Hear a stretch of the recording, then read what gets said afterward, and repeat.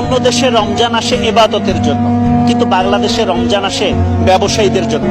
হ্যাঁ, এটাই বাংলাদেশ। আসলে কি রমজান বাংলাদেশের জন্যই? অন্য দেশে রমজান মাস আসলে নিত্য প্রয়োজনীয় দাম কমে যায়, আর আমাদের বাংলাদেশে নিত্য প্রয়োজনীয় দাম বৃদ্ধি পায়। রমজান মাসে যেন প্রতিযোগিতা লাগে, কে কত বেশি দাম বাড়াইতে পারে সেটা নিয়ে প্রতিযোগিতা লাগে আমাদের বাংলাদেশে। ব্যবসায়ীরা এই রমজান মাসকে 3 ভাগে ভাগ করে নিয়েছে। প্রথম 10 দিন নিত্য পণ্যের ব্যবসায়ীদের জন্য, দ্বিতীয় 10 দিন কাপড়ের ব্যবসায়ীদের জন্য, যারা সারা বছরের মুনাফা করে নিবে ঈদকে সামনে রেখে। শেষের 10 দিন পরিবহনের ব্যবসায়ীদের জন্য, অর্থাৎ যারা নারীর টানে বাড়ি ফিরতে চায় তাদের কাছে দ্বিগুণ মূল্যে বিক্রি করবে টিকিট।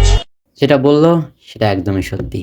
রমজানের প্রথম 10 দিন খেজুর, তরমুজ, লেবু ব্যবসায়ীদের, দ্বিতীয় 10 দিন কাপড় বিক্রেতার এবং তৃতীয় 10 দিন পরিবহনের।